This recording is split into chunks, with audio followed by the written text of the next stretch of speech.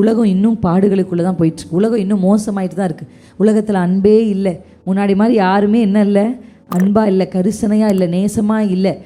இப்படிப்பட்ட ஒரு உலகத்தில் நம்ம வாழும்போது நமக்கு நெருக்கங்கள் உண்டு, ஆனால் நம்ம ஒடுங்கி போக மாட்டோம். நான் இன்றைக்கி உங்களுக்கு எதை எம்ஃபசைஸ் பண்ணுறேன் அப்படின்னா, உங்கள் வாழ்க்கையின் எந்த சோதனைகளையும் எப்படிப்பட்ட சூழலையும் நீங்கள் ஜெயிக்கணும் அப்படின்னா உங்களுக்கு தேவ ஆவியானவர் தான் தேவை. நம்மனா உடனே என்ன பண்ண ஆரம்பிப்போம், எனக்கு இப்படி தான் நடக்கும், நான் கொஞ்சம் சந்தோஷமாக இருந்தாலே அடுத்து ஏதாவது ஒன்று வந்து நிற்கும், இப்படியே தான் நம்ம பேசுவோம். ஆனால் தாவீது என்ன பண்ணுறாருன்னா பாடுறாரு. அவ்வளோ அவமானப்பட்டு, அதாவது ஒருத்தருக்கு முன்னாடி அவமானப்படலை, இதெல்லாம் சூழல் பாருங்கள். நம்ம மட்டும்தான் கஷ்டம். நம்ம அந்த பிசாசு நம்ம மனசில் வைக்கிற முதல் போய் என்ன தெரியுமா, உனக்கு மட்டும்தான் இப்படி நடக்குது. அப்படி தானே, கரெக்டாக இல்லைங்களா? ஏதாவது ஒன்று நடந்து நமக்கு மட்டும் ஏன் இப்படி நடக்குது, அவங்கெல்லாம் நல்லா தானே இருக்காங்க, இப்படி தான் உங்கள் மனசு பேசும். நம்மளை விட மோசமாக நிறைய பேருக்கு நடந்துட்டுருக்கு. அதை முதல்ல மனதில் வைத்துக்கொள்ளணும்.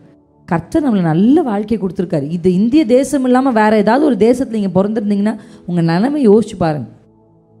கஷ்டம். நம்ம நிறைய இந்திய தேசத்தை குறை சொல்வோம், ஆனால் நான் சொல்லுவேன், இந்த தேசத்துக்காக நான் கர்த்தருக்கு நன்றி செலுத்துவேன். இப்படி ஒரு பண்புள்ள தேசத்தில் நம்மளை பிறக்க வைத்ததுக்காக. அல்லேலூயா.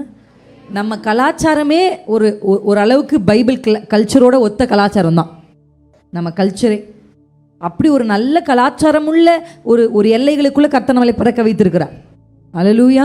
அதற்காக நம்ம கர்த்தருக்கு நன்றி செலுத்தணும், இன்னும் இந்த நாட்டில் இருக்கிறதுக்காக. அல்லேலூயா, ஆமென். இந்த சோதனையில் துரத்தி விடுபடும் போது, அசிங்கப்படுத்தி எல்லாருக்கும் முன்னாடி வெக்கப்படுத்தி, இவன் பைத்தியக்காரன்டா, இவன் தாவீதில்லை, இவனை துரத்துங்கடா அப்படின்னு ராஜா சொல்ல, அபிமெலேக்கு சொல்ல, இவன் துரத்தி ஓடி வரும்போது இவர் எப்படி பாடிருக்கணும், ஏன்பா என்னை கைவிட்டீங்க, நான் இப்படி அசிங்கப்பட ஏன்பா என்னை விட்டீங்க, அப்படி தானே பாடியிருக்கணும். ஆனால் அவர் என்ன பாடினார் முதல் வசனத்தில், கர்த்தரை நான் எக்காலத்திலும் அவர் துதி எப்போதும்.